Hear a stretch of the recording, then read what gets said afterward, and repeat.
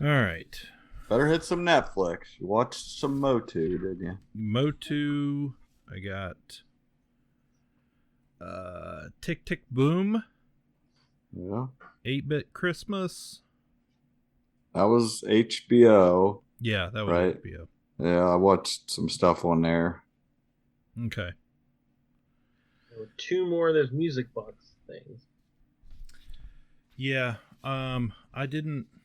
I saw the DMX one was out. What was the other one? Kenny G, son. Are you serious? Oh my God. Hey, I'm not watching Kenny G. No. It was interesting. No. I think I saw one clip and he was like being sassy, and I was like, the last thing so I need is a sassy, brassy Kenny G. It's. Well, I'll talk about it, I guess. Yeah. Okay. Hold on a second. I guess I'll listen. I'm not going to waste my opinions. I may say sassy, brassy again. That'll be the final thing. You're listening to Ka-Pow, the pop culture podcast. Comics, television, movies, and more. If it impacts fan culture, we have something to say about it. And now, your hosts, Jordan, Cliff, and Seth. Hey, welcome back to Ka-Pow, the pop culture podcast. Good to see you. My name's Jordan Lowe. Cliff Barnes. I'm Seth. It's Christmas, guys. Woo. Mm-hmm. Yeah, I got a gift in my mailbox. Oh, what'd you Jury summons. get? Ugh.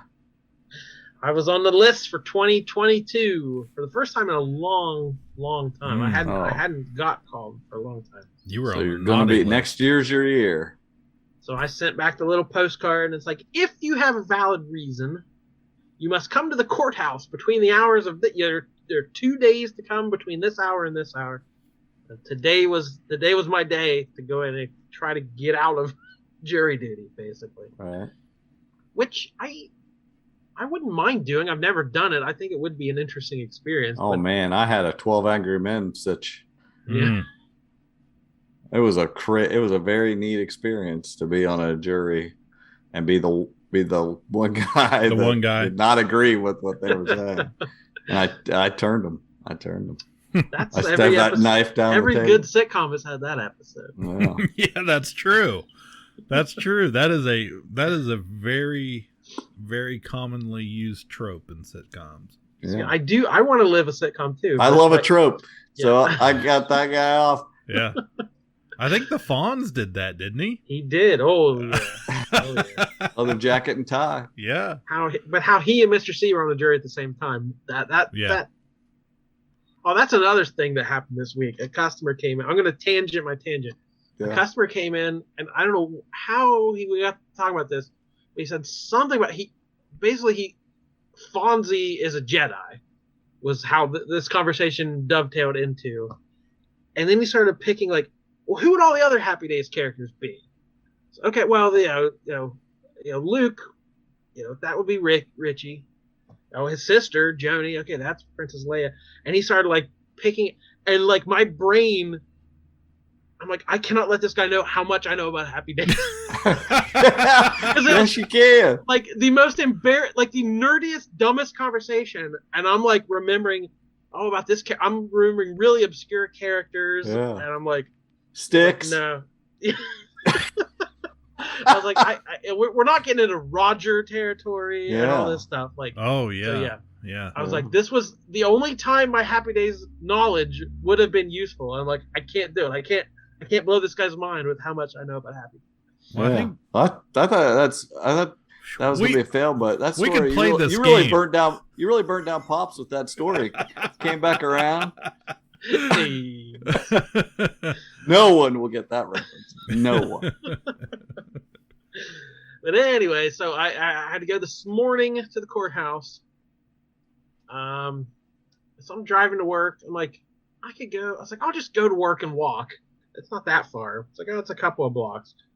I forgot how out of shape I am and how I haven't walked anywhere in 2 years, probably. The courthouse, you can see the courthouse from No, the other courthouse, the big courthouse. Yeah, not the. It's still not only the it's still only 2 blocks, but I walk the 2 blocks, run up the stairs. Well, running up the stairs. Well, so I get there. I'm like, I'm sucking wind already. Yeah. There's no one ahead of me. There's like a sign-up sheet that has no names on it, and the woman, like the jury commissioner lady, has her head sticking out the door. And as I'm walking up, she's like, "Oh, come ahead in." And I'm like, "Okay, I'm coming." Like, I'm gonna need a minute. So like, yes. So it's like, I have to explain myself. They probably took one later. They were like, "Okay, we know why you can't come." I'm a sole proprietor. I don't have any employees, and I work 6 days a week. Did he just walk here? Did he walk here? I don't have a car, man. I'm sorry. So yeah, the whole thing was so fat. She just basically said, "Okay," and wrote my name down and got me off the list. So I hadn't caught. The whole thing was over before I even caught my breath. So you were probably the only one that actually showed up to protest your involvement. So boy, did she feel got when she looked out the window and saw you jump 11 barrels and slide into the chicken hut.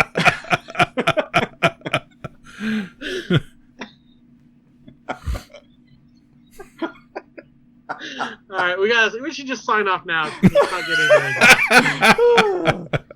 This is a fun show.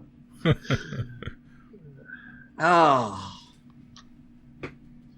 Anyway, so I'm not gonna serve a jury this year. I'm gonna stay home and I'm gonna watch movies. Ooh. Save Martha!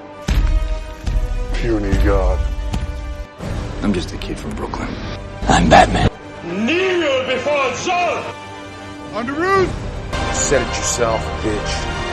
We're the Guardians of the Galaxy. So what's it gonna be, huh? Long sullen silence? Or mean comment? Go on. You got me in a box here. We all watched the same movie. We all were in the mood. For once. It was like it was probably that post-Thanksgiving vibe there. I think we watched this on Thanksgiving. Anyway, it was the new HBO movie. What's it called? 8-Bit Christmas. 8-Bit Christmas. Oh, yeah, that's right. 8-Bit Christmas. Every kid has that one gift they want more than anything for Christmas. This is the story of mine. Bookends? They have baseballs on them. I see that. No, not those. Nintendo. A maze of rubber wiring and electronic intelligence so advanced it was deemed not a video game, but an 8-bit entertainment system. No Nintendo in my house. I second that. Looks like a no-go on Nintendo. I needed a Christmas miracle. The year was 1987, or was it 88? Super Bowl was in 86. Okay, does it really matter, Dad? Oh, okay. The year was the late 80s. I was 11 years old. Did you wear a helmet? Yeah, we always wore helmets in the 80s. Me and my friends would do anything just to play one. Any of you huddle masters want to play? What have you brought me? I got a goldfish! Untraceable cash money! It's the final countdown! One thing became clear. I needed to get my own. This is bigger than Christmas. The final countdown! I actually watched it on Monday, which is normally my day off, but I thought between Thanksgiving and Christmas, I'm gonna go into the store and be open on Mondays, just in case anybody's out doing holiday shopping. Yeah, good. That was a mistake. There was nobody out. Nobody there. Nobody came. So I used the day to watch 8-Bit Christmas instead. Oh, that's good. It's basically a Christmas story. Yeah. Yeah. Yeah. Okay. That's what it was. Because when the Christmas Story came out, you were going back to back when there were Red Ryder guns and stuff, and now we're going back to Nintendos. Yes. So immediately the nostalgia was there for me because that was the year I got a Nintendo. And I mean, well, but that's the joke. Yeah. Like they I loved the ambiguity, or is that a word, of what year it was, because I can't even nail down when I bought my Nintendo. Like, I bought a skateboard, and then my friend had this Nintendo appeared. I didn't even know it was the thing, and I was like, okay, I didn't open the skateboard, sent it back, got my money back, bought a Nintendo. But it's like, what year was it that we first had it? It was like 86, 87. And when did the Power Glove didn't come out immediately? It wasn't I don't think this. Thing, I don't think that's stretching it a little bit. Yeah, this movie did not follow it correctly. What year did what year did was it The Wizard? The Fred Savage movie. Wasn't that the introduction? That was my introduction, I think, to the Power Glove. Well, that's late. That's Super Mario 3, so that's really far into the system. Super Mario 3 came out in like 1988. The Wizard's 89. Okay. Yeah. So, but I'm just like, time that at that time, 2 years is a long friggin' time. Back then.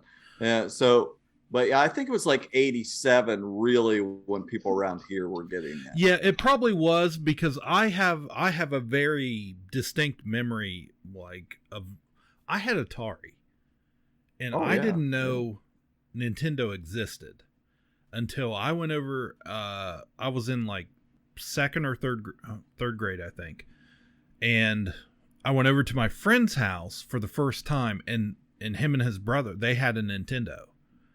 And I had no clue that existed, and did not. It was like the same as going from Atari to Nintendo. It was like virtual reality. It was just like, like, what is this? Yeah, exactly. And in fact, those ducks look so lifelike. This isn't Double Dribble. I remember that. I remember Jamie and Tiffany, my cousins, got Nintendo before I did. I remember that because that's ridiculous. Jamie had he had the like the 13-inch black and white TV or whatever. You played it on everybody the had TV in their room. everybody. Yeah. I remember they got it. I'm pretty sure before I did. So I was a little. I'm pretty sure I got it that Christmas. It was a little bit later than most people had it. Probably a year later than most people had it around us. Yeah. So this really kind of like struck home with me. the whole idea of that year. This is when I got it. So, and just being crazy over it. It was good enough for a Christmas movie.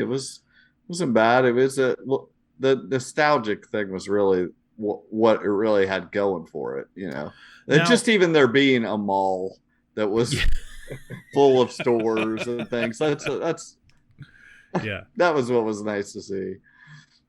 No, there we all watched it as a family, and I was surprised how much, like, my kids, they laughed out loud during several parts of the movie. They LOL. Yeah.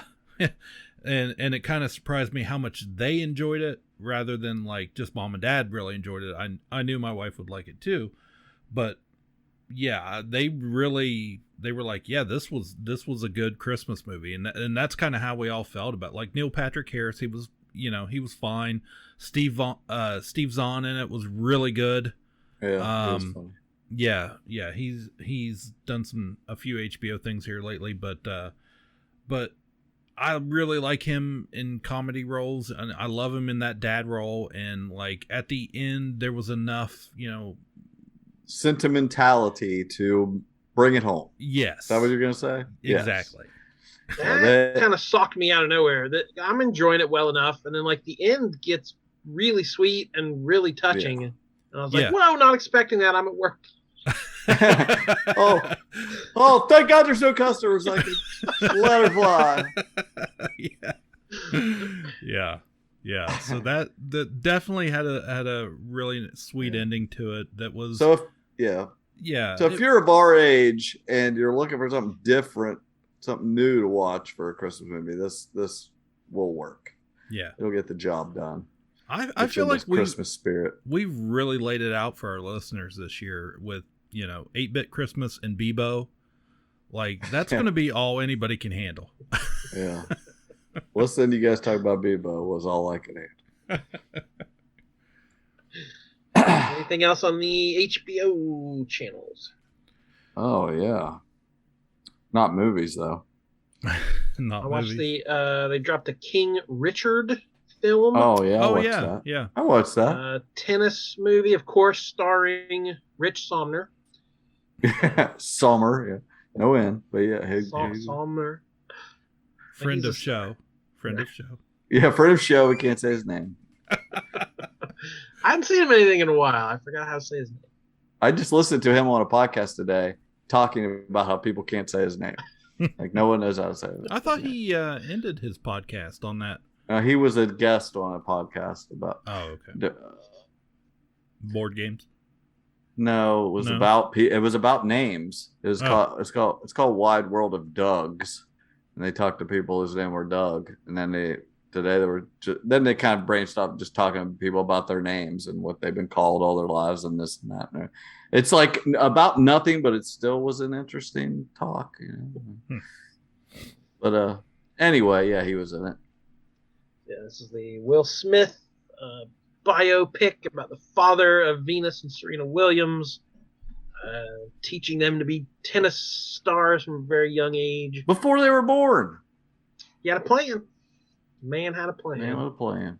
Mm-hmm. Like I think you'd said earlier, like it feels like it sanded off any edges there were. Like it shows him as a very hard worker and they're a real close-knit family. And okay, there may have been some problems, but I don't know. Not it couldn't have all been this sweet and agreeable. Yeah. For their whole lives. Yeah, I thought it was. It felt like Will Smith did not want. He just wants to be liked in every role. So it's like anything that might have been a little sketchy about playing that guy. Which, you know, there's nothing wrong with that guy, but he was very outspoken and wanted things his way. Yeah. And I think this movie covers that his way wasn't always right, but it doesn't make him as grating as he probably was in real life when you see like real footage. And I think that's just the Will Smithing effect. So I really am surprised that there's any Oscar bait talk about this, because I did not think he did anything worthy of any awards. No, I was kind of bored through the whole thing. I like a sports movie, and the tennis was really good in this, and the girls were really good in this, and so that was impressive to me. And I liked John Bernthal in it, and you know, I enjoyed it. It was almost 2.5 hours long, and I still was just like, I was never in any hurry to end it. I enjoyed watching it, but I never was like, this is great. Yeah, it's definitely that feel-good thing you want from a sports movie. Yeah. But I just kept thinking, I know this is true, but like I would never believe any of this if it didn't actually happen. Right. Going to a celebrity, like, hey, you're going to coach my girls for free, right? I guess I am. Like, did that really happen? He just talked his way into these opportunities. Yeah. Who knows? Who knows? The other HBO things I watched, there's a few more of those music box documentaries where you guys were all watching the Beatles for 700 hours. I was watching DMX and Kenny G. Yeah, I'm not watching either of those, so feel free to spoil that sassy, brassy guy. He's just sort of part of the musical furniture of American culture. It's just wallpaper. With Kenny G's music, what can you say? How are you feeling? Underappreciated in general. I don't think there's anything wrong with hard work. That's a hard lick, and I just played it really well. Putting in the reps and then reaping the reward of, hey, I'm really good at this. I think that's why my career's lasted this long. The fact of the matter is, Kenny G in the 1990s was one of the most well-known musicians on this planet. Somebody asked me, what kind of music do you do? Is it jazz? I don't know. You might think it might be jazz. Well, is it pop? I don't know. You might think it might be pop. He was having a huge impact on defining what jazz is, even though the jazz community were looking at his music with disdain. These are songs from my heart. This is the way I just hear it. They think I've decided to play these kind of songs because I knew they would sell well. If only I was that smart. Number 3 was called DMX Don't Try to Understand. And it was basically like the Beatles, a lot of real candid footage. He had just gotten out of jail, and he was getting ready to go on a new tour and reconnect with his family. And it was they just had somebody with a camera kind of following him around for basically a year, and it happened to be right before his death. So as we talked about in the Beatles, like you're watching this knowing he's on borrowed time. It's all going to end real soon, and watching him kind of mess things up with his family, and it's very raw. He was not paying attention to how he came across on camera. It felt very raw, but that also led to there's no real narrative to it. Like it doesn't tell a story. It's not leading anywhere. It's just a whole lot of footage, and in that way, it was probably the least interesting of these. And the number 4 episode was called "Listening to Kenny G." And I thought, do I really care? But the description kind of made me think, yeah, I am kind of interested, because it was like, how does the best-selling instrumentalist of all time, far and away, he sold more records than anyone, be so hated, so viscerally despised? You like his music, you ignore his music, or you hate his guts. And it's kind of like trying to answer that question. I was like, okay, I could be interested in that. And it was pretty interesting.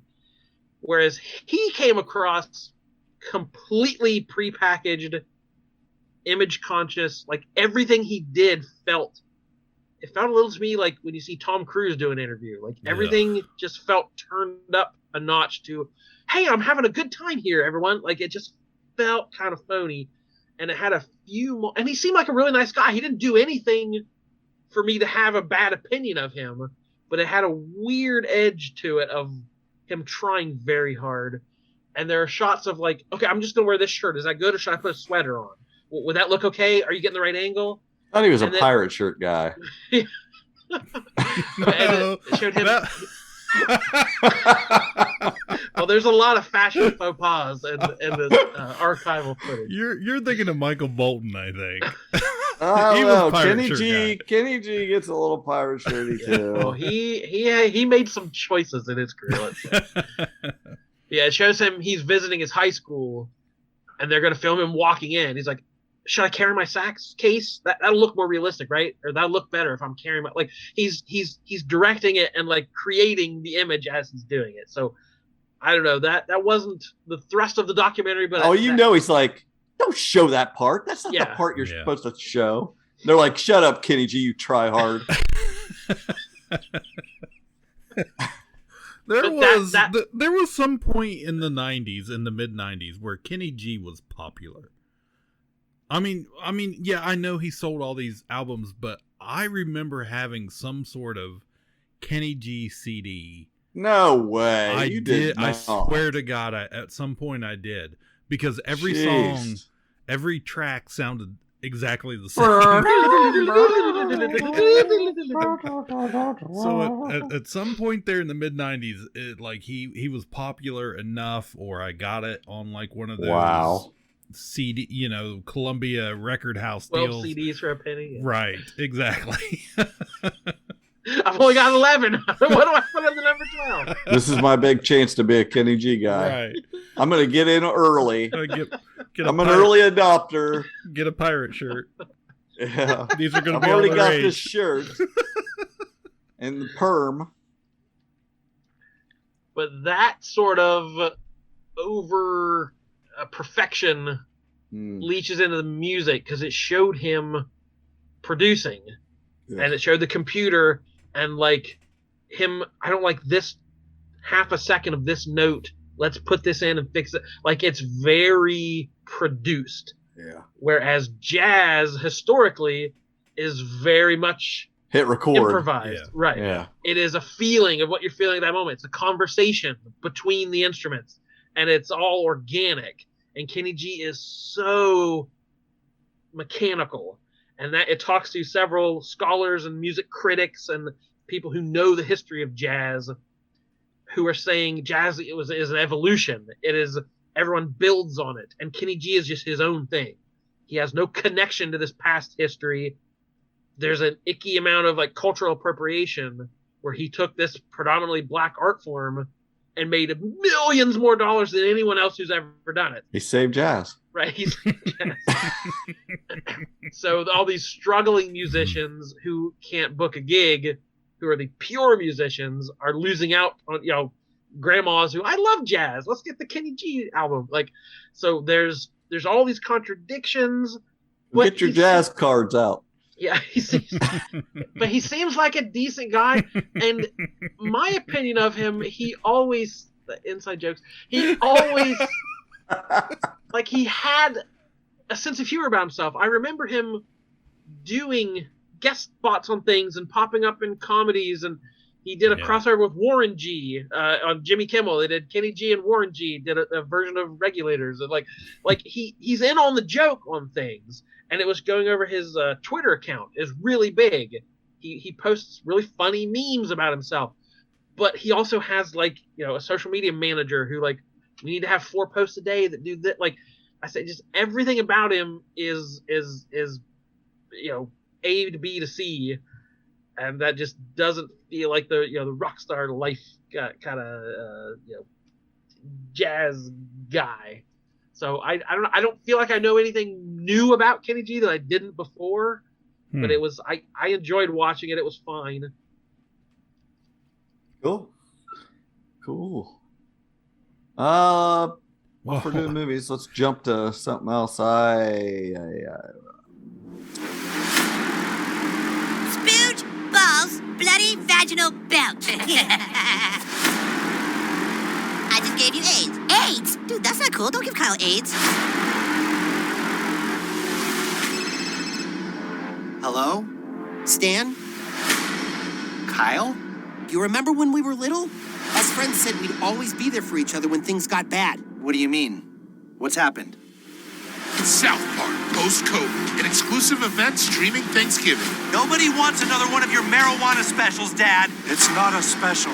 It's an exclusive event. Only on Paramount Plus. Ooh, South Park. I watched, got to Paramount Plus. I had to got rid of my YouTube TV and went back to getting a few other channels cheaper. And I got the South Park post-COVID special. We had watched the COVID special, right? Or I can't remember what it was called. The pandemic special. Yeah. Where we learned how whoever's dad, was it Stan's dad or whose dad went over there and screwed a pangolin and started it. Well, this one, has anybody got to see this? No, this one is exclusive to Paramount Plus. Right? It's exclusive. Yeah, I don't truck with that. Yeah. Well, this one is it starts like it's in the future, like they're grown up and they have to get back together because it's, you know, because of COVID or something. I don't know, but it's set in the future is the main point, and so they're all grown up and it's funny, and like I won't spoil a bunch. I just wanted a couple funny things. Was Stan is with what you think is his wife, and then you realize it's just an advanced version of Alexa. And she's just a nagging person in his life. It's very funny. And he's just like, you know, he's like, Alexa, freeze the video. And she's just like, rolls her eyes and picks up the remote. That's the thing. Like, oh. So it was fun. It was a good quality South Park special. So when you get a chance to check it out, do.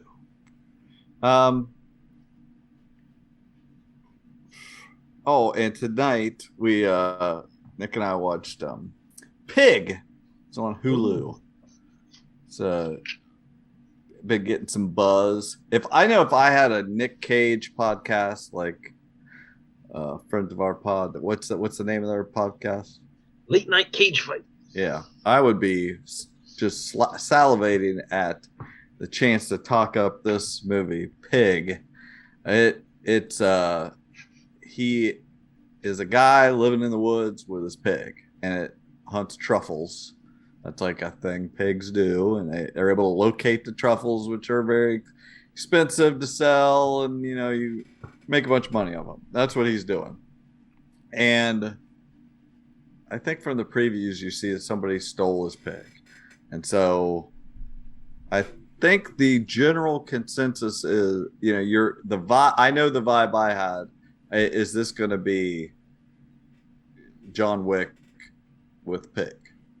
Like what with Nick Cage, he makes so many movies, and some of them are so like you would never watch. He can be all over the place. Somebody would. Yeah. Somebody making a podcast. Somebody, but it's just like you never know what you're gonna get. This is good, Nick Cage. Like this is, I don't even know how he makes some of these other movies. You'll look at him and be like, this is terrible. He's not even good in this. This is him good. And it is not what you think it is. It feels like it is going to be, but it is not. You will not. It is not. I can't say it. I don't want to spoil it. It's not what you think it is. It kind of feels like it is for a while, but it's not. But it's good, and I really enjoyed it. So yeah, I recommend Pig. We liked it. You watched that on HBO? No. We skipped to Paramount Plus, and then we went over to Hulu. Okay, Hulu. Oh, I realized. Now we're going to make the jump to Netflix. Oh, man. It's so funny because a couple episodes ago, we put out, our catch-up on Riverdale, end of Season 5, and we were talking about the Next to Normal, the musical episode this year.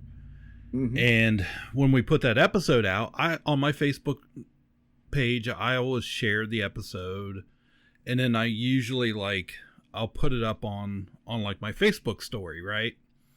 And if it's a musical, sometimes if you click on the little music button on your story, you can search for a song, and sometimes with Riverdale, sometimes those songs will pop up.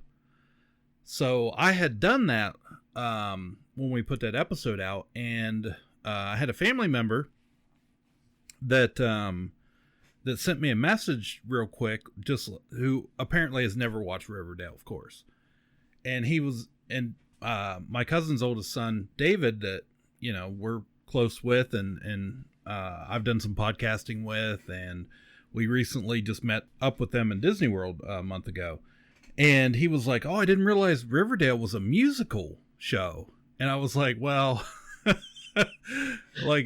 it's not, but it wants to be. Yeah, it wants to be. I'm like, well, they sprinkle it in a little bit here and there, and then one episode a season they do a musical episode, and so we got into that, and he's like, yeah, hey, we just watched Tick Tick Boom, and him and his wife Amanda, their background is musical theater. That is just, they love it. They have been involved. Well, Amanda's still involved with it. She's involved with the theater, local theater down in Jacksonville. That is a pretty big deal. That's her full-time job. She, she's been involved with bringing the Hamilton traveling show through her production through her theater, and to go see a lot of cool things. And David's done some acting too. And that's how they met. But he was just like, man, it was so good. We didn't know anything about it going into it. We were both just enthralled and impressed with it, and just, was like, this thing is great. And he was recommending it to me. So I was like, well, I got to sit down and watch it. So I took yesterday, and because it's pretty long, had the day off, and I was like, well, I need to watch this. So we sat down and yesterday it was really yesterday morning and into the afternoon, and checked it out, and I was just so impressed with it. I remembered seeing the trailer about it, and we talked about it briefly.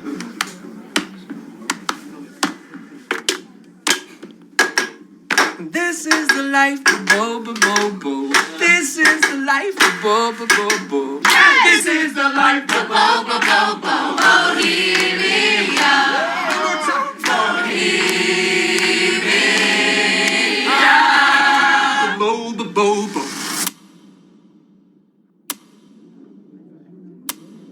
lately I've been hearing this sound. Like a tick, tick, tick.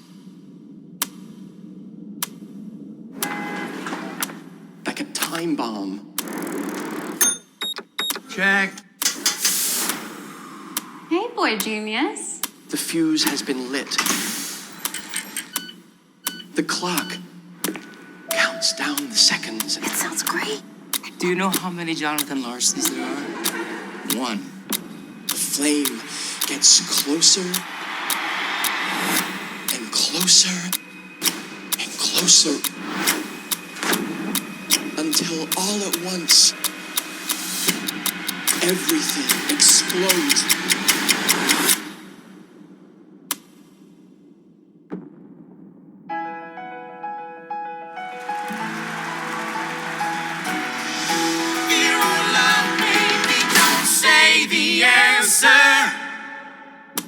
That coming out and West Side Story coming out, I think it was something preview or something of the new movies headed our way this year.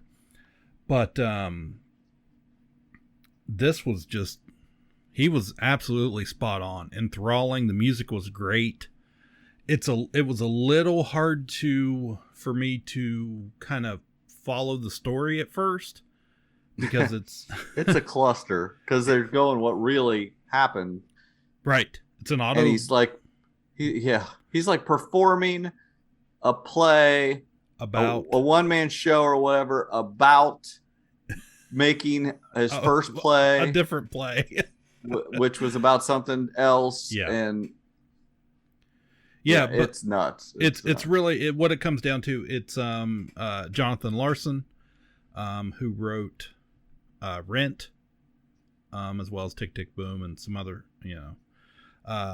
but this is about him as that time period in New York, just about to turn 30, and at the end of your youth or whatever, and trying to make it big before that happens, and before you run out of time, before your clock's ticking, right? And just the struggling, the struggles just of theater actors and people trying to make it big at that point in time. Which, the Kevin Keller story. The Kevin Keller story. One day. Bring it all back around. Did you watch it, Jordan? No. Oh, you're not a music guy. That's right. Yeah. It was good. He was really good. Andrew Garfield did a really good job. He's such a likable guy anyway. And I think he was great. Directed the music by was Lin-Manuel Miranda. Yeah. So a little history. I found out about this after I'd watched it, because then I was like, well, I need to know a little bit more about what I just watched. So apparently Lin-Manuel Miranda, Jonathan Larson is a major influence on him. He saw Rent on his 17th birthday, and the lady that actually, how this came about, the lady that that got the rights to Tick Tick Boom, the movie rights to it, had emailed him and said, hey, would you be interested in this? And he said, I watched an interview. He said, I've never written a faster email reply in my life. He's like, I have to do this. This is my thing. I want, to be involved. And then I saw a story. Now this may not be that truthful, but there is a story going around about, apparently Lin-Manuel Miranda had went to his regular massage therapist, and when this was getting ready to come together, and he knew that Andrew Garfield also went there, so he asked his massage therapist, hey, do you know Andrew Garfield? And they're like, yeah. He's like, how's his singing voice? And the massage therapist, who had no idea, was just like, yeah, pretty good, I guess. Yeah, I hear he's really good. And he just went with it. And he's like, okay, that's good enough for me. It was totally insane how the casting started with that. Because he's not I don't think of Andrew Garfield as this huge singer. Well, like I've said before, most of these actors, less now than they used to be, I guess, but you didn't even start. That's where you started, was you had to be able to sing and dance. Yeah, sure. Yeah, that's an old timey thing. Because they were doing their high school shows and things. You had to be able to sing and dance. And I think he's, I don't think he's a great singer, but he was good enough in this, and like the performance is great. Like he seems like he's really put everything into this role. Like even like when he's singing and dancing, I mean, like you can see like the veins in his neck coming out. I mean, like he is giving it his all in these performances. But the funny thing was, since I've been on Discover, since I've gotten on TikTok, it takes up way more of my time than it should. That's TikTok boom. Yeah, TikTok. So anyways, the last couple weeks I've been hearing, how TikTok works. You hear these, there's some earworm of a nugget that comes out, and then everybody uses that sound in every video. They just duplicate it. And it's always, sometimes it's really obscure stuff, but I've been hearing this like song for a week or so that I've just like got into my brain, and I needed to like scratch that itch. Like, what is the sound? And I watched this movie, and it's freaking Boho Days from this movie. And I was just like, this song is like in my head now, and I can't get it out. It's been a week, even before I watched the movie, it's been a week and a half. I'm just like, oh, it's so catchy. But that was probably my favorite part of the movie, was the scene in his apartment. Ironically, Jonathan Larson was scared at this, 1989 or whatever, was scared of his apartment burning down. So he had taken a camcorder and documented everything he had in his apartment, all his possessions. And that's how they duplicated that, what was in that apartment for this movie, down to like the albums, the cassette tapes, the books he had on his shelf, because of this footage they found that he had made. So I thought that was kind of interesting, little details in there, but yeah, I thought it was great. It had Lin-Manuel Miranda does such a good job of spreading his love of Broadway. I feel like Broadway has made such a big, or maybe I just wasn't aware, I don't know, but it's in the last few years since he's come on the scene, and there's a scene in a diner where he just, throughout the movies there's a lot of cameos, but the scene in the diner where he just has this epic song number of all these Broadway legends in one scene that are just getting that if you aren't somebody in the scene, it doesn't mean anything to you, but people that do know all these people, it's an Easter egg. That's a classic Easter egg, because what it is, because like I wouldn't know who half these people are, so that means nothing to me. But somebody that does is going to be like, oh, it's that person and that person and that person. Like, so that's what the way it should work. It's no surprise that Miranda is into this guy, because he did what that guy did.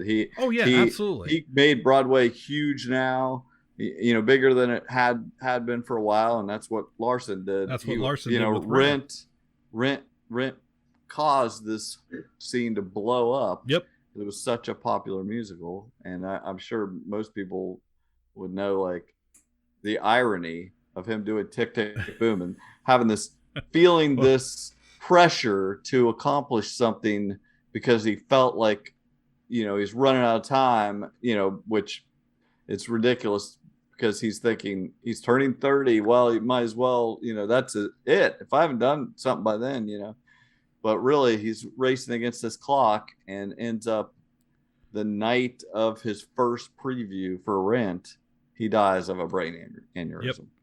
Never got to see the success he worked on for a decade at least, and so it's just such a sad story. Yeah. Now he reaps all the benefits from that he never got to see. So that's sad. But I liked Bradley Whitford. I thought was crazy that Stephen Sondheim did a really great job, and then the same week Stephen Sondheim dies. Yeah.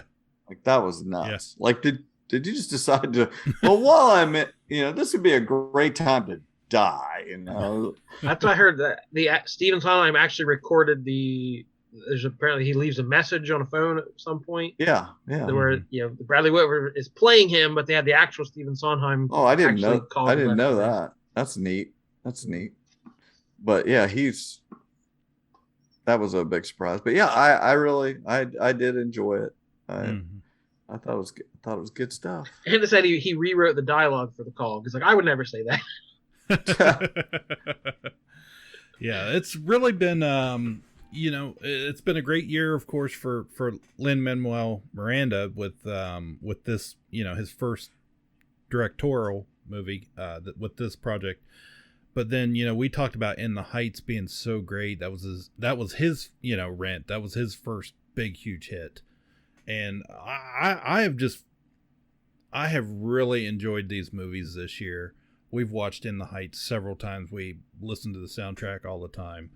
I'm pretty sure that this one will be added to the list. Like I said, that Boho Day song is just, once it gets in your head, you can't get rid of it.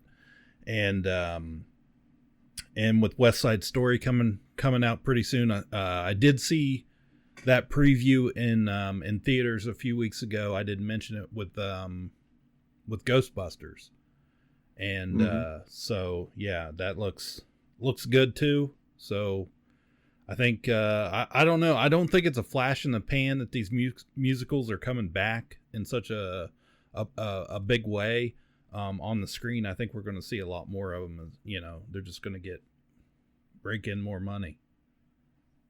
Yeah. Another thing on Netflix, I watched The Power of the Dog, Jane Campion Western. First thing I was like, oh, it's a Western. We just did our Westerns list. This better not be good. This is an art house Western. Yeah. Speaking of South Park, South Park would have described it in 1998. South Park would have described this as gay cowboys eating pudding. Well, okay. Anyway, this was. Did you watch this? Yeah. It was good. I thought this was probably the best thing I'd ever seen Benedict Cumberbatch do. Like he's actually acting in this. I was really impressed with him, and it had what Jesse Plemons and what's her name? Kirsten Dunst. And this must have been probably the movie they met in. Now they're married, or maybe not. Maybe they just happened to both get cast after they were together. But they've worked together before a couple times. Oh, didn't they meet in Fargo? That was Fargo. What they met. Yeah. Anyway, yeah, they were both good in it. Cody Smith McPhee played her son in it, and I can't remember whether there was anyone else to speak of that, in it, but like Keith Carradine, and there's a couple smaller roles, but those were the four main ones. But I thought it was really good. I thought it was a good movie. It was very gorgeous. The scenery, the vistas, and all well shot. I mean, I thought it was a really good, just immersive movie. I don't know if a lot of people are over the moon about it, and I'm not there, but I did like where it went, and how it ended. I thought it was definitely worth watching. I don't want to spoil anything on it for it, so I don't know what to say about it, but I thought it was good. Yeah, I like the setting being later in the time. It was like 1925, so there's cars, and but he's stuck in the modern. He is so stuck in the past. Yeah. That his character. Or just idealizing that. Yeah. And I like it's you see a ranch and you expect cheap wood falling apart. Like they live in a huge house and he wears big fur coats. Like it's just a different take. Oh, they're loaded. I'm used to seeing in the Western. Yeah, they're definitely rich. He's a rich cowboy. Doesn't need to be doing all the ranching he's doing. He just wants to.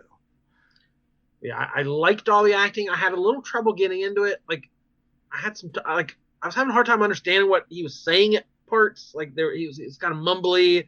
Oh, I read a great article yesterday about that Ben Pearson put out that he had been researching for a while, and it turns out we're not all going deaf. The sound mixing is horrible now in movies, and everybody's turning subtitles on because you can't understand what anybody's saying. Yeah, so I missed quite a bit in this movie, I'm sure. And it wasn't, I don't want to say it wasn't obvious, but then I feel like by the end, it got very obvious, and they explained some things I felt like didn't need explained, like that were nicely set up and executed, and then they have a doctor come in and explain, here's what happened. It's like, why are you even in this movie? Stop explaining this to me. Right. Yeah. I get you. I like I went back and kind of started over to kind of catch some of the beginning. And there's the first line of the movie I did not catch the first time I watched it. So you might just start it over for a second and listen to the first voiceover. Something about Bronco Henry? No, it's a very foreshadowing line. Anyway, that was good. It was good, worth watching. I've the last couple of days I've watched some stuff that actually not a rip roaring gun shooting western. Definitely a pleasant Hitchcockian western kind of, what pudding eating. I saw French Dispatch. Oh. I did get to see that. Yeah, Nick and I when we went to Columbus to IKEA. We stopped at the theater. So it was like such a great experience. Yeah, I think that was the day, Cliff, you were watching something and complaining about you're like, the stuff was falling down around the screen or whatever. Meanwhile, I was sitting in like the cushiest seat in this AMC with looking at, what a great screen, huge and right level with me, and everything was just perfection. I was just grinning from ear to ear. Finally, great experience. There was no one around us. You go to Easton? Yeah. But it was just, there wasn't hardly anybody in there. It was like early in the day on a weekday. We're watching freaking French Dispatch, which is just, I love Wes Anderson, and this is a very Wes Anderson movie. And no matter how anybody wants to complain about that, as if that isn't what you want Wes Anderson to do, I don't know what everybody's problem is all of a sudden saying, oh, so-and-so's doing so-and-so. Oh, well, this Guillermo del Toro movie coming out looks really Guillermo del Toro. Well, that's what they do. I want them to do what they're good at. And French Dispatch is a meticulous, exactly what he does, and he does it well, and it was really good, and you're gonna enjoy it. I thought it was great. Just like 4 short stories centered around 4 or 5 centered around the this newspaper that has kind of a middle story there with Bill Murray as the editor at this newspaper, and he's giving them out stories to do or taking in the stories they brought in, and there's like one really short one and a few longer ones, and it's good. It's really good. One of them was slightly weaker. The Timothy Chalamet and Frances McDormand, that was probably my least favorite, but the other ones were all great, and I just really enjoyed it. So, that's not my favorite one of his, but it was definitely not a fail. It was a solid Wes Anderson. It's funny you mentioned AMC. Complete rumors, don't know what's Disney nothing has now. happened, but I have heard some speculation about Disney possibly buying out AMC theaters next. So we got the theme parks, we got the movie studios, we got the TV networks. We might as well buy the theater now too. So buy the theater and put their movies in there. Yep. That's how it's going to be. No more Wes Anderson movies. Goodbye. All Disney all the time. That's all we get. AMD theaters. Yeah. Great. Just speculation, but I have heard that from, a couple different places that, that might be something that's on their radar. Great. Cliff, Anybody? Did you get out to see Eternals? Yes. Okay. We've talked about it three different episodes. We'll talk about Eternals. Yeah, I wasn't going to, but yeah, that's actually what we went to see on that same day. Yeah, because curious as the least Marvel fanboy of the group, what your take was on that? Yeah, it was long. Yes. But Alicia and I went and saw it, and we both liked it. It was very Justice League kind of in the feels. And that part of that might have been, some of the power sets, that type of thing. Yeah. But yeah, I mean, it was fine. And like we talked about before, this is kind of the, a little bit, I felt like deconstructing that superhero genre that we talked about. But, and yeah, I mean, I thought for having some superstars and some not superstars in it, I thought they were all fine as far as performance went.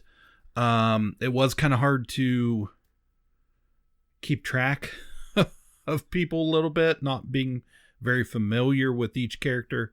I would have liked to seen a little bit more Ka-Pow in general in the movie.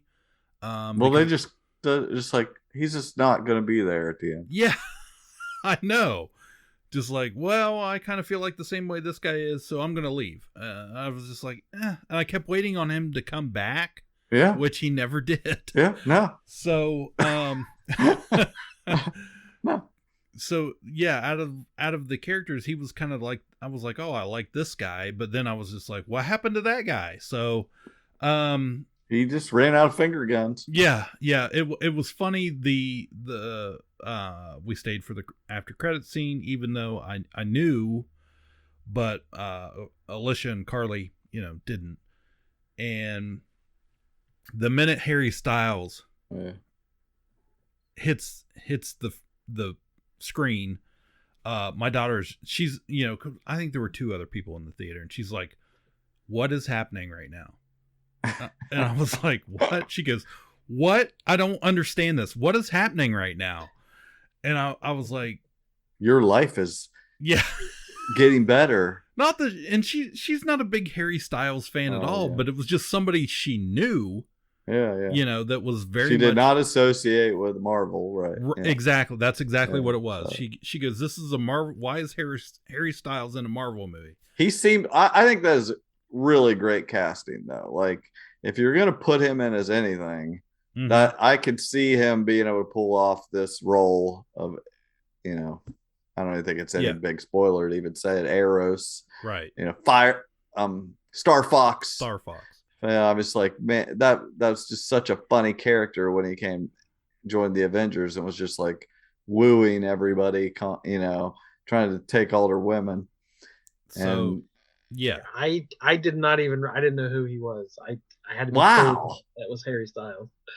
I'm old. I'm very, very old. Yeah.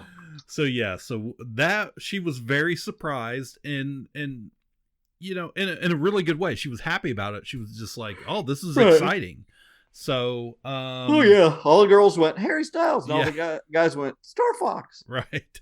So that was pretty much our experience with it. It was fine. We all liked it good enough. Yep. But we weren't blown away by it. So. But there were also references to DC Comics. Yeah. And Star Wars. Mm-hmm. Yes. So Star Wars and DC exist in the MCU now officially. Right. As fiction. Right. Well, I mean, technically, the whole, from the time they introduced Spider-Man into it, when he's talking about the Empire Strikes Back and all that. So. Oh yeah, that wouldn't be our first Star Wars show. Yeah. So, but. Yeah, I thought there were some interesting things in it that, that were kind of new concepts for a Marvel movie, but Yeah, sure. It was good. Like I said, good enough. I think it's going to be interesting what, because we're going to get more of this stuff.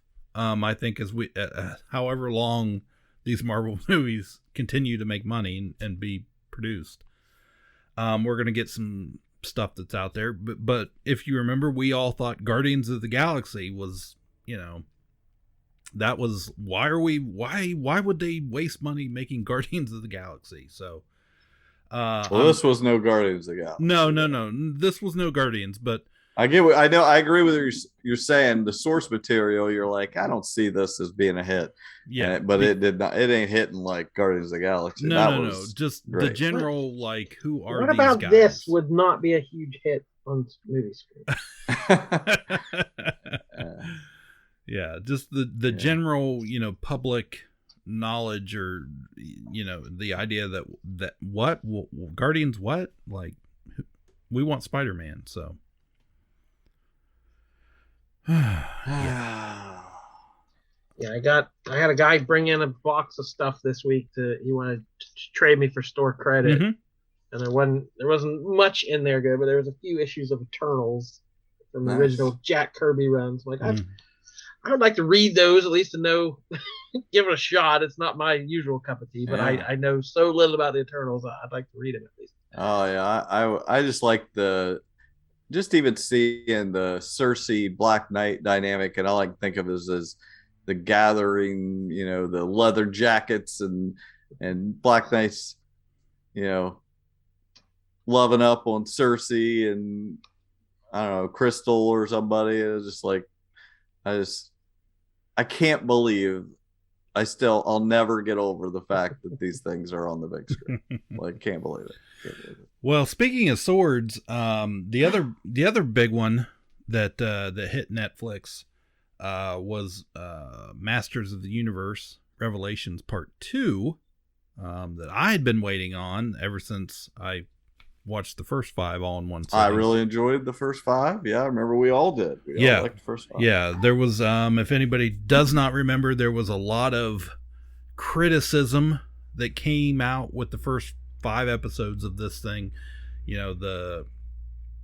Just on everybody involved with the project, how they ruined their childhood, and this new thing was too woke, and how dare they this and how dare they that, and focus on Tila and all of that crap. Immediately, all that criticism, I heard none as soon as this came out, and just how much everybody all of a sudden loved it, which I was just like, okay.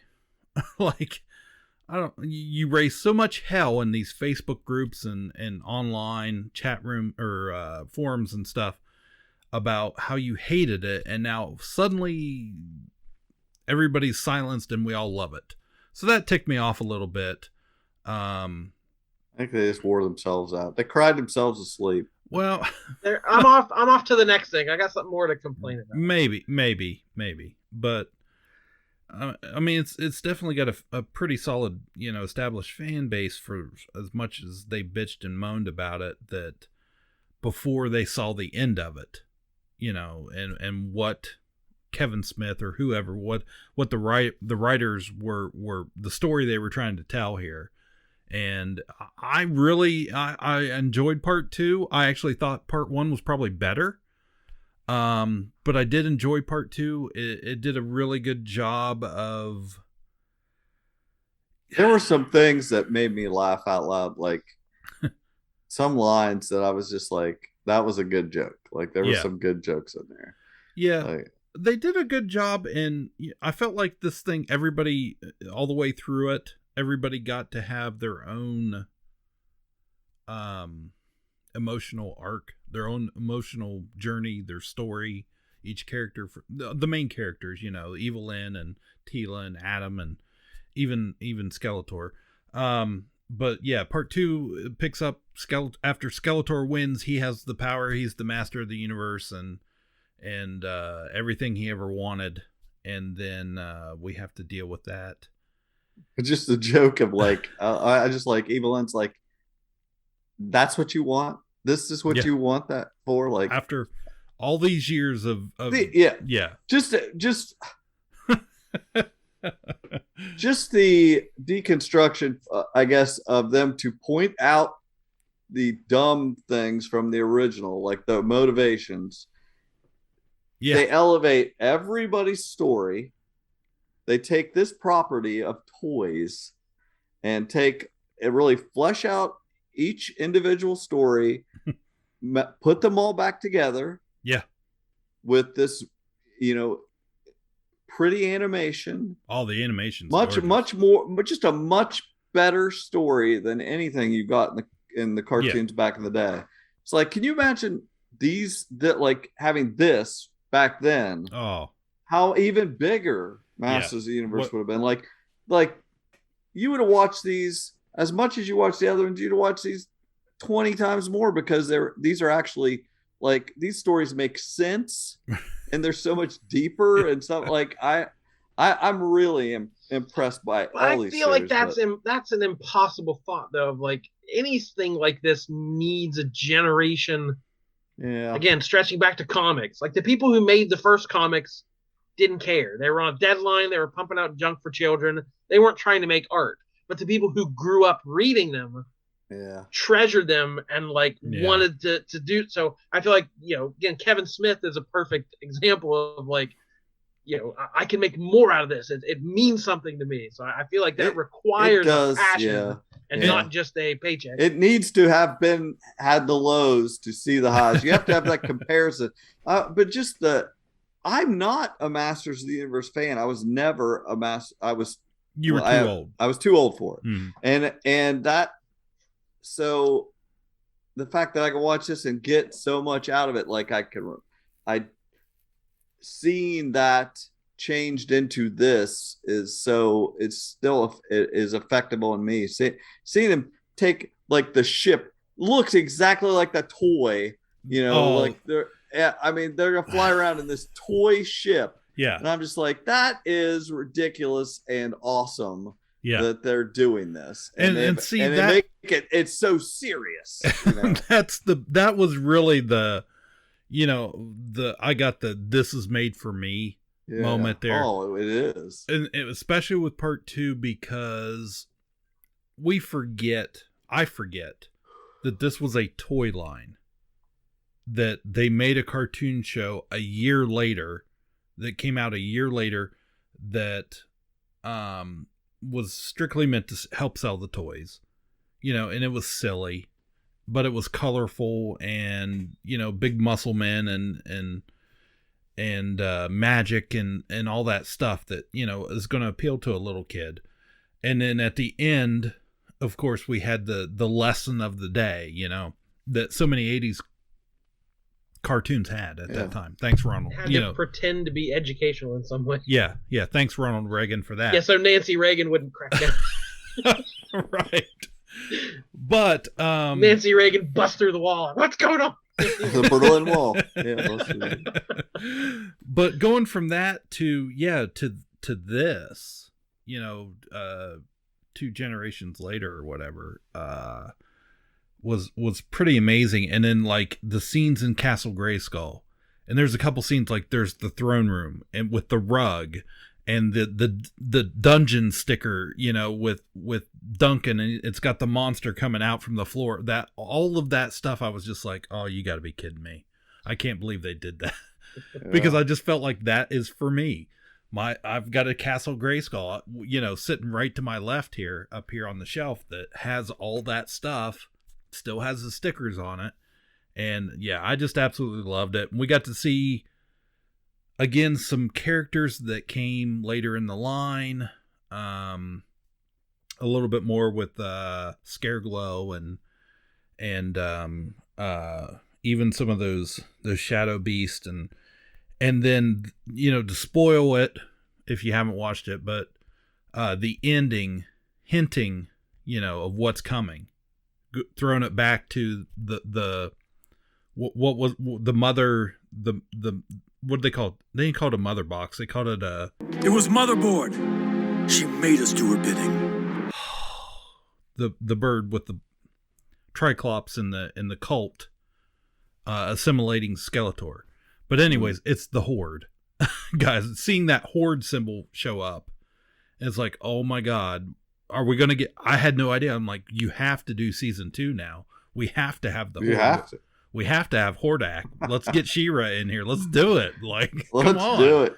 Let's do it. This makes, when I watch this makes me want somebody to do just this quality to G.I. Joe or the Dungeons and Dragons cartoon, like to do it to this level, to amplify it up to a serious-ish yet still jokey level. This is like I really feel it's like the perfect melding of humor and taking it seriously. Like they just did a fantastic job at being able to do both things. This show feels like it was made generally by somebody that loves the property. Oh yeah. And a lot of times we don't get that. We didn't get it the first time. But even on these, when they do reboots, it's often just trying to like, let's see if we can get some money out of this. And yeah, we know there's another G.I. Joe series in the works, but G.I. Joe. I know where that came from. Oy vey. Oy Joe. Wow. But yeah, we know there's another G.I. Joe series coming our way that's been announced. So hopefully whoever is doing that, handles it the same way. Anyway, I watched a cartoon on Netflix also that I liked even more than this. And we've watched so many animated things lately with different animation. We had the Bad Batch and this. Mm-hmm. And what else were we watching recently that had a different anime? Oh, just the Marvel stuff, the What If series. Yeah, the What If. Had even a different animation. And I've enjoyed all of them. But this show on Netflix is called Arcane League of Legends. And it's based on a video game, which you need to have. You don't need any knowledge of that video game. I've never played that video game. I know nothing about that video game, and you do not need to. It's totally unnecessary. It just apparently is based somewhat on that.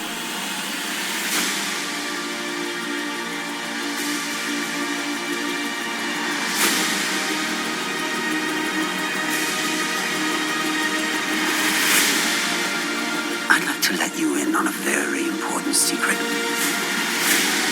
Power comes to those who will do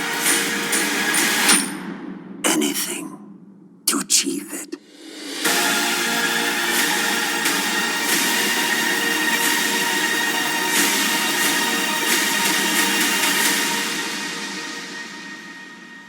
It's time to let the monster out.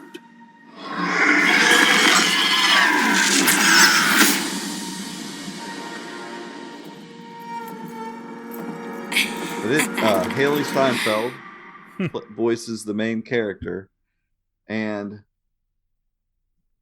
they must have been working on this for years. It's like 9 episodes, but the animation and direction is so good. Like, there are some sequences that I'm just so impressed by. It is so taken so seriously, and the story is so good. The acting is so good. The animation is so good. Like, it is great. It is really great. Like, there's enough episodes that it tells such a overarching story of these two sisters, their relationship, and just them dealing with the overall the politics in this city, the different rich versus poor, and good and evil and all that jazz that comes along with that. But I was really impressed with it. And if you were a fan of animation, I'm not even an enormous fan. I'm getting more and more appreciating it. But it's definitely worth the soundtrack. There's a lot of Imagine Dragons involvement in here. They do it, but I'm not the biggest fan of them, but it works in this. The vibe they have of like just very upbeat, actiony sound, and the score is really good along with that. It's good. Yeah. It's definitely worth checking out. Animation has really, of course, we've been on computer animation for decades now, but just that they can take it now, and because I love that 80s Saturday morning look. Yeah. But now they're able to, with so many of these shows, to take that and do so many different things with it that we couldn't do before, or they didn't have. It was too expensive to do, at that time. And just some of these shots, I watch these shows and I'm just like, man, it's like watching a freaking movie. It's amazing what they do, and some of the angles they come up with, and the way that the perspective can change now. So it's good stuff. That's my out of nowhere pick to watch right now. I don't think necessarily many people are watching, but it's good. I finished it in a couple days. I was enjoying it. Anybody got anything else? I feel like that was a lot. It is a lot. The last thing I will bring up then, did anyone see or hear? I don't know how you could have not heard. There's like 150 million downloads of this, but I don't know if you've ever heard of. I'm even sure I'm saying his name right. Mr. Beast, is that his name? Oh yeah. Mm-hmm. Where the guy's just like his YouTube channel. Makes all his money off YouTube, but he gives a ton of it away, which continues to get people to watch.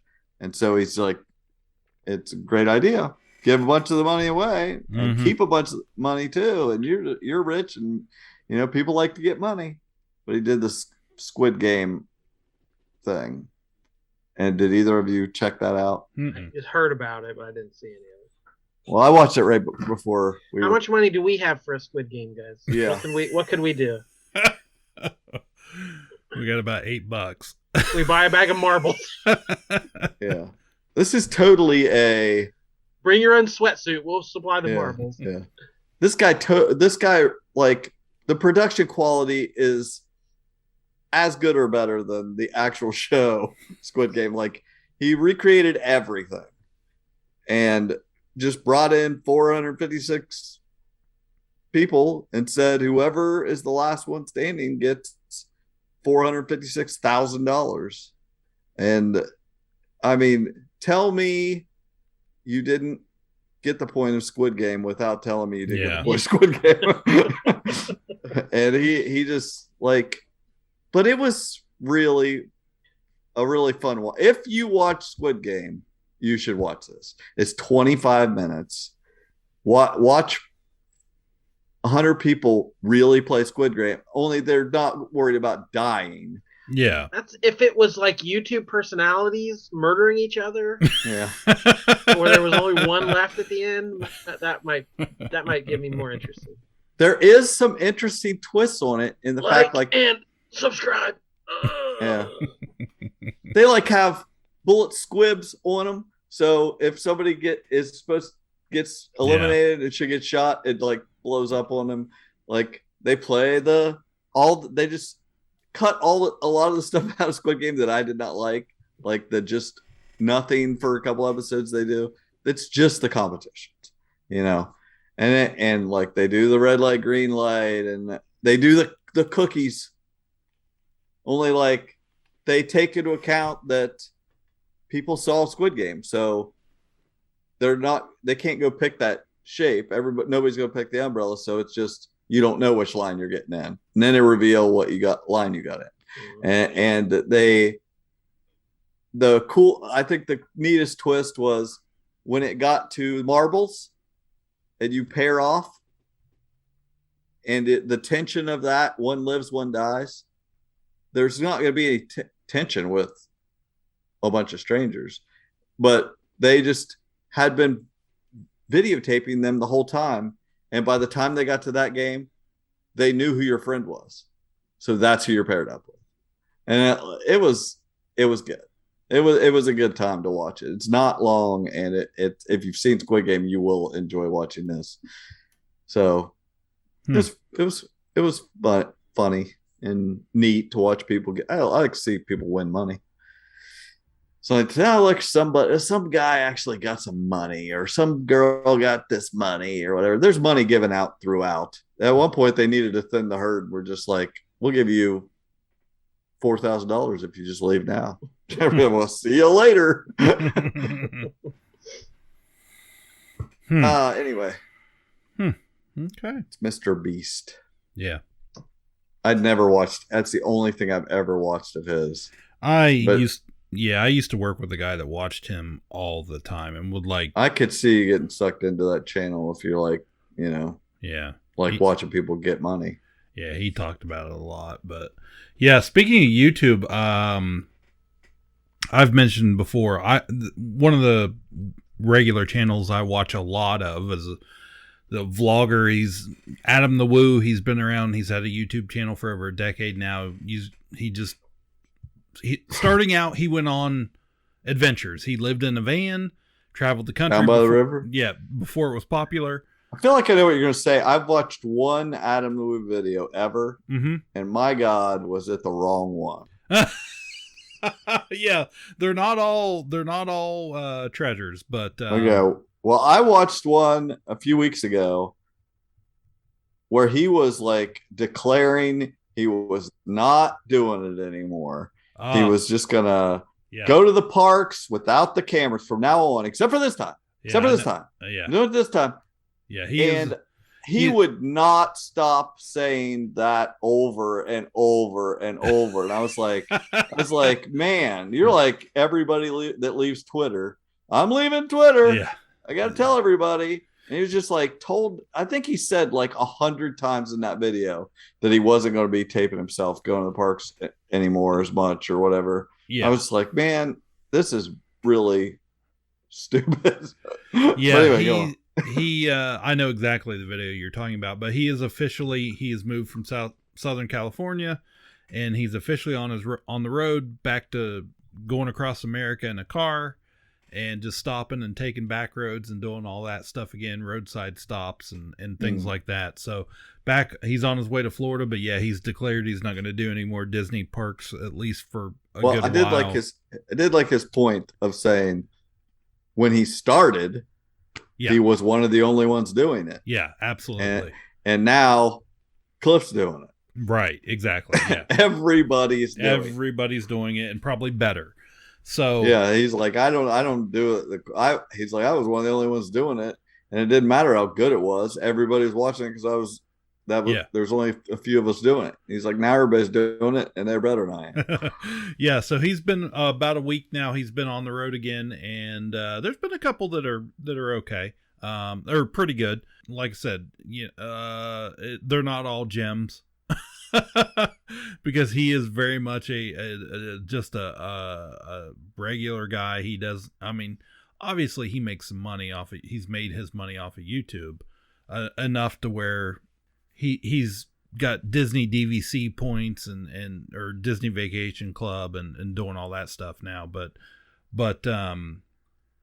he had a place on the West Coast in Anaheim, where he was living part of the year, going to Disneyland.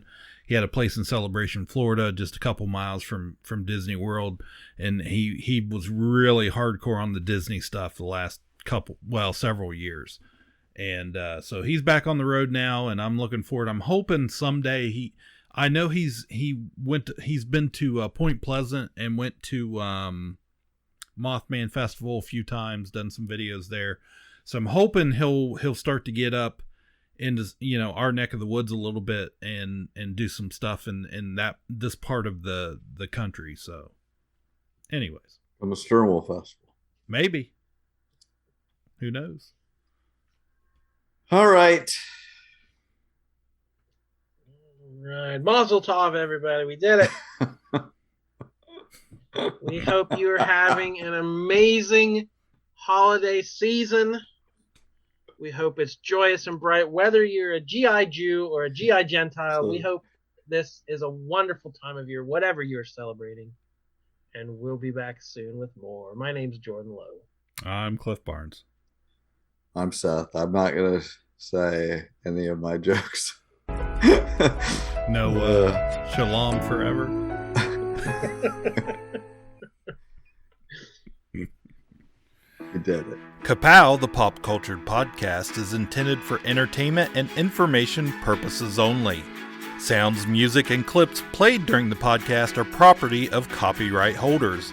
All original content is property of www.udownwithkpp.com. If you enjoyed this podcast, please subscribe and leave a comment. Ka-Pow, the pop cultured podcast, can be found on Apple Podcasts, Google Podcasts, Podbean, Spotify, and wherever podcasts can be found. You can connect with us through social media on Facebook, YouTube, at the Ka-Pow Podcast on Twitter, or email the show, Ka-Pow, the pop cultured podcast @gmail.com. If you really want to go the extra mile, join our Patreon at patreon.com/udownwithkpp for special content and access to Patreon-only benefits. We are grateful for anyone who chooses to contribute, but please know that most of our content will remain free. So please continue to like, comment, and share.